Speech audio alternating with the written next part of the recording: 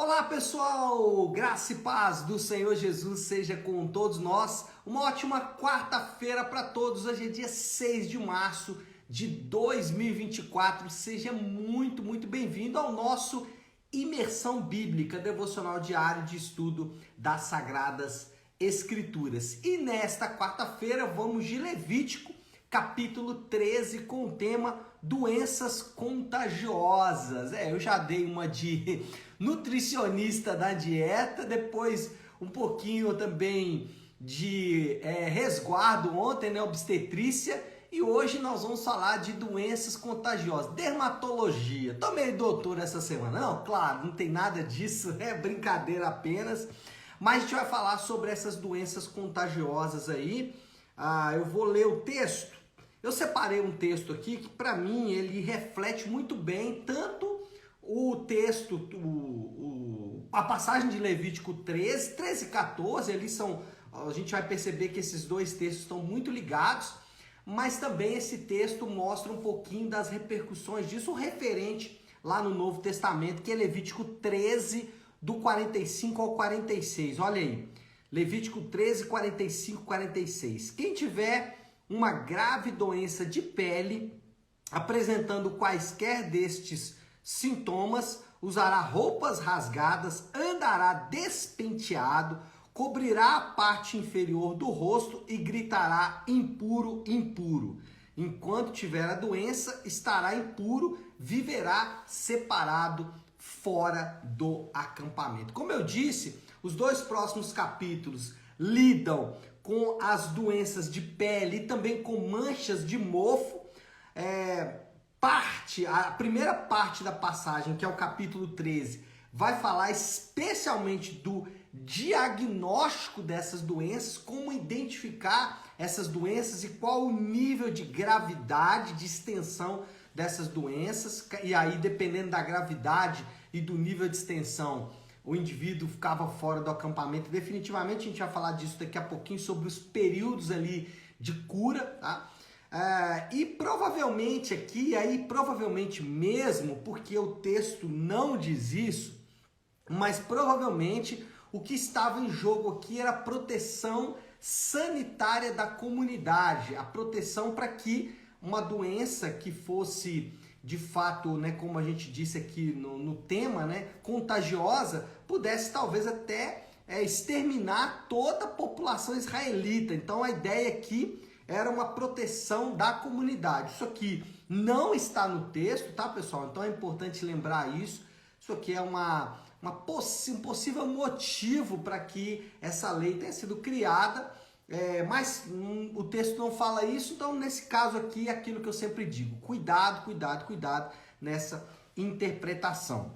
Bom, outro ponto aqui é difícil da gente descrever com bastante clareza e precisão que tipo de doenças eram essas. Durante muito tempo se pensou nessa lepra como uma hanseníase, né? Uma doença que é muito grave nos dias de hoje, que traz hoje tem muito pouco, né? Hoje existe tratamento e tudo mais, mas enfim, era muito comum nos anos passados, poucos anos, sei lá, 100, 80, 70 anos, você ter as colônias de leprosos, né? Colônias de indivíduos com hanseníase. Não nos parece que era a mesma doença que relatada em Levítico, não nos parece que era hanseníase. É muito difícil de saber que tipo de doença era essa, que tipo de doença era para ser tratada, mas o que a gente tem que ter em foco é que essa doença era grave, era contagiosa e exigia do indivíduo ali, a pessoa contaminada com essa doença tinha que passar por um processo muito doloroso. A gente viu aqui no próprio texto inicial da nossa reflexão. As doenças de pele podem ser, e aí ele vai falar aqui de uma série de possíveis doenças de pele. Por exemplo, do versículo 9 ao 17, ele vai falar quando alguém apresentar sinal de lepra. Depois, no versículo 18 até o 23, ele fala assim: quando alguém tiver uma ferida purulenta, Também queimadura de pele, é isso mesmo, versículo 24. Quando alguém tiver uma queimadura de pele, ferida na cabeça ou no queixo, aí versículo 29 até o versículo 37 ao 29. Quando um homem ou mulher tiver uma ferida na cabeça ou no queixo.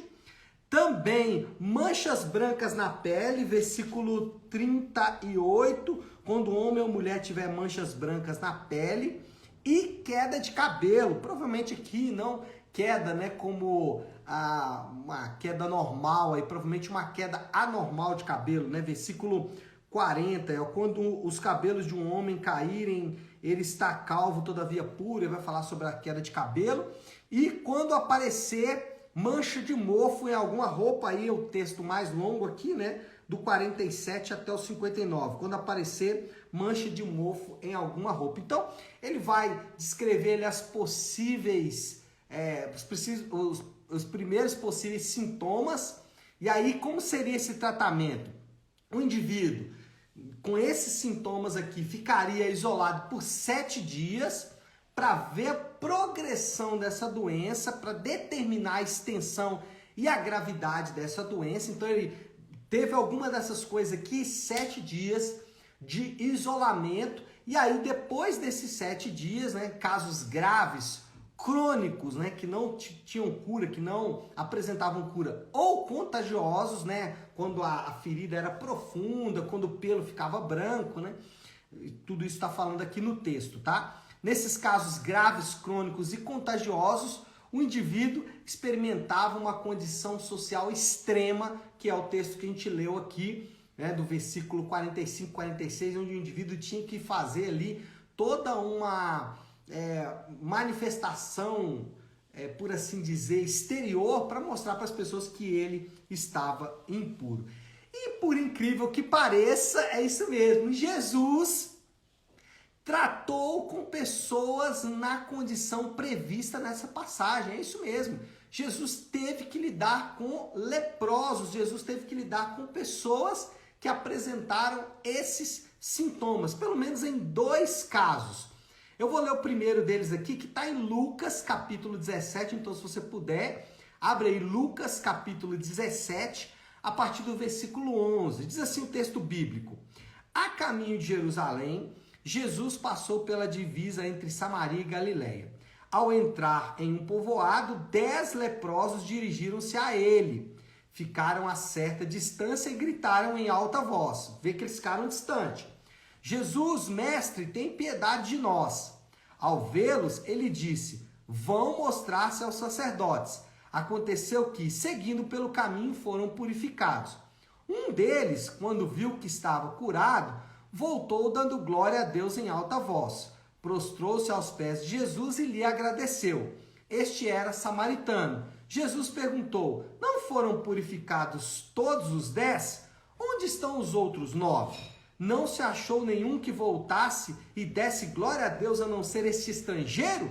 Então ele lhes disse: levante-se, vá, a sua fé o salvou. Bom, nesse primeiro texto aqui, o que nós temos? Jesus purificando os leprosos e ele ficando admirado com a atitude de um estrangeiro, de um samaritano. A gente já viu tanta pregação sobre esse texto e a ênfase em muita gente aqui é sobre ser purificado no caminho. Enquanto você vai caminhando, você vai sendo purificado. Mas essa não é a ênfase do texto. A ênfase do texto está em Jesus purificando, como alguém tem poder para purificar leprosos.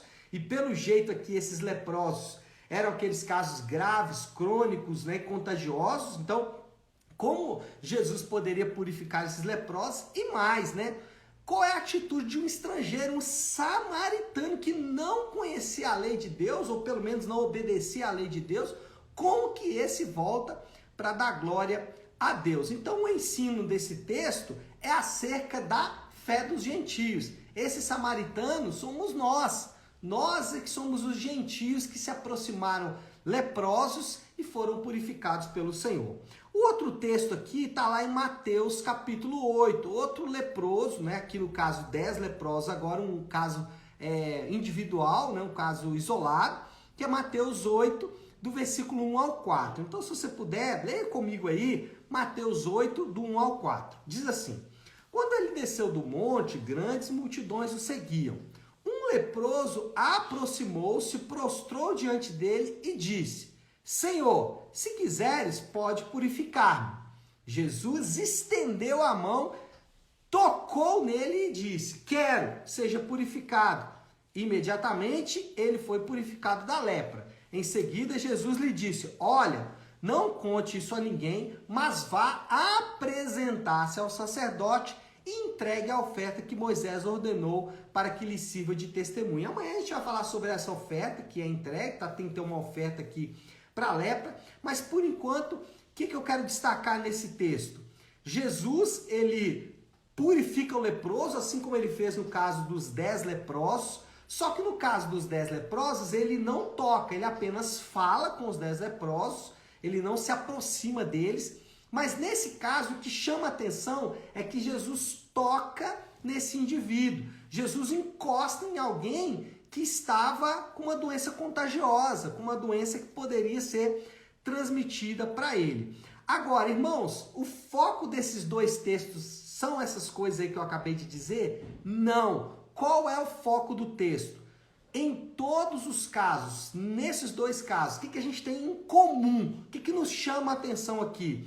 É que Jesus manda os leprosos se apresentarem ao sacerdote em obediência à lei estabelecida em Levítico.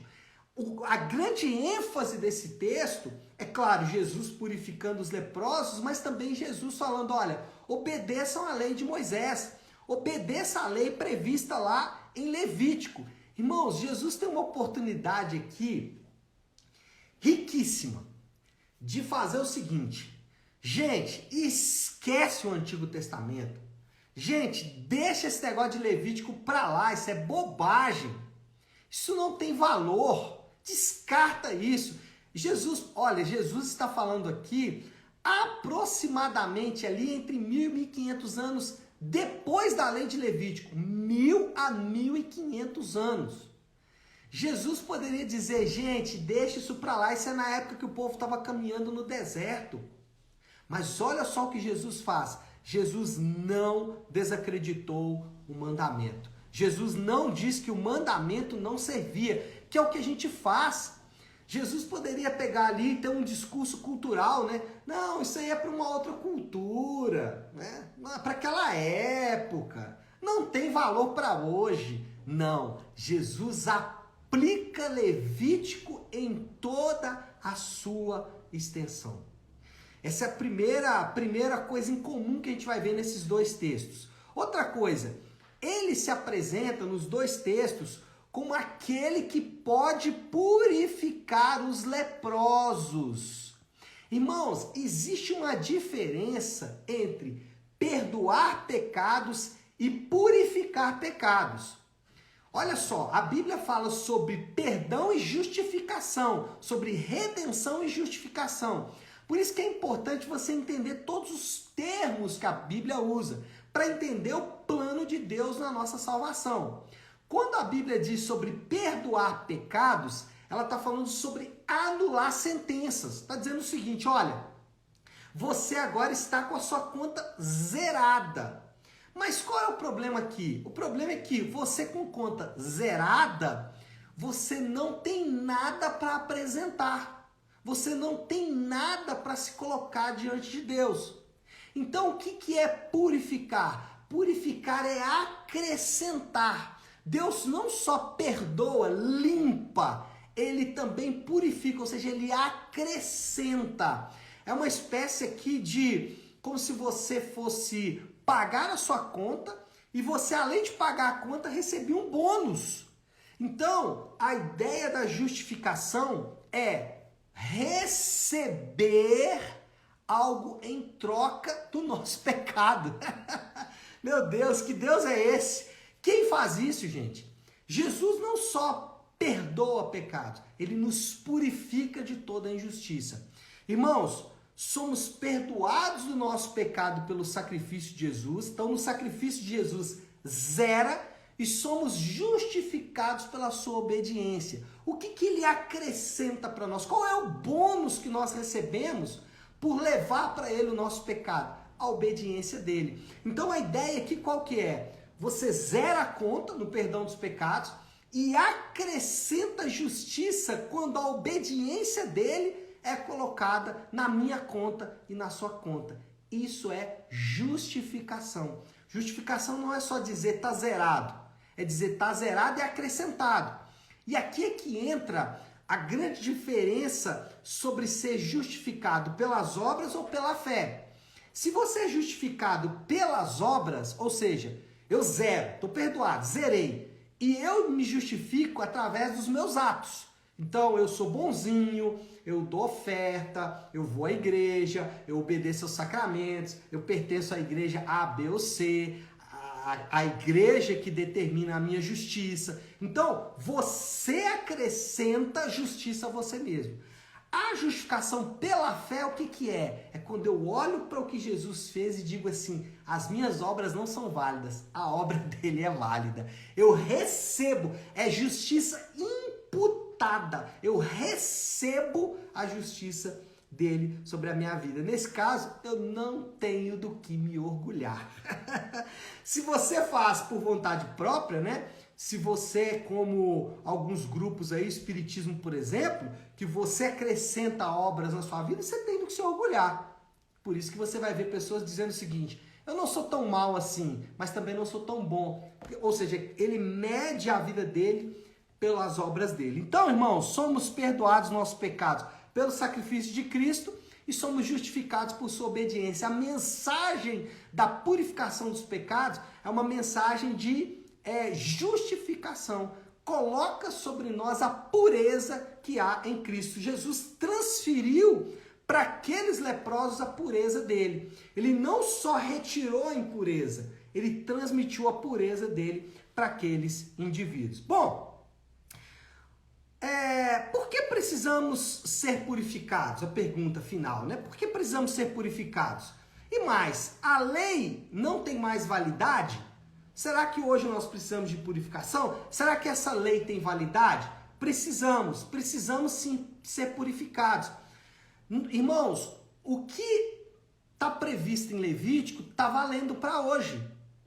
Está valendo para hoje. Nós precisamos ser purificados. Aí você fala assim, pastor, mas então problemas aqui de pele, doença de pele. Não. A questão aqui, como eu disse, não é uma questão mais física, cerimonial. É uma questão espiritual. Precisamos ser purificados. O texto de Levítico está válido hoje. Qual é a diferença? É que em vez de eu me apresentar diante do sacerdote, ele conferir a minha doença e ver se a minha doença é contagiosa ou não, me colocar em isolamento, ele faz simplesmente o seguinte, pega o que Jesus fez e coloca na minha conta. Então, é válido até hoje, esses requisitos da lei precisam ser cumpridos e Jesus faz isso para nós. Moral da história, Deus está pessoalmente envolvido na preservação do seu povo para o testemunho entre as nações e louvor de sua glória. Deus está pessoalmente envolvido em preservar o seu povo, eu, você, todos nós que estamos no pacto com ele, pertencemos à aliança, ele está pessoalmente envolvido em nossa preservação e ele faz isso para testemunho entre as nações e louvor de sua glória. Desafio do Léo para hoje, qual que é a aplicação final aí para a gente orar? Desfrutar da justiça de Deus, né, gente? Ai, como é bom isso. Meu Deus, não dependo da minha justiça, eu dependo da justiça de Cristo. Ele olhou para esse leproso aqui e disse, ser purificado, glória a Deus por isso. Tirou a minha impureza e acrescentou a pureza dele. Do que eu posso me orgulhar hoje? Nada. Só louvor e adoração e glória a Deus. Ou como aquele leproso que voltou, né? Nós somos o povo de Deus, a igreja do Senhor é aquele leproso que voltou e disse, louvado seja o nome do Senhor, glória a Ele para sempre. Oremos! Vamos fazer isso? Se você puder, pare um instante o que está fazendo e vamos juntos buscar a Deus em oração. Senhor, nós queremos nesta manhã louvar ao Senhor por esta palavra. Pai, o tratamento do Senhor a essas doenças nos faz olhar com afinco para a obra de Cristo por nós. Nós éramos esses leprosos que estávamos ali separados da comunidade de Israel, distante das alianças, distante das promessas, fora da comunidade, fora do acampamento. Mas pelo sacrifício de Cristo nós somos aproximados. E não só isso, não só perdoados, mas também, Senhor Deus, purificados de toda a nossa injustiça. Senhor, não olhe para a nossa obediência, porque ela é fraca. Não olhe para a nossa justiça, porque ela inexiste. Olhe para a obediência de Jesus e olhe para a justiça dele. Nós somos tão abençoados por recebermos a boa justiça de Cristo. E assim oramos em nome de Jesus. Amém. Amém, pessoal? Bom, então é isso. Nós vamos ficando por aqui. Que Deus te abençoe. Uma excelente quarta-feira para todos. Fiquem com Deus.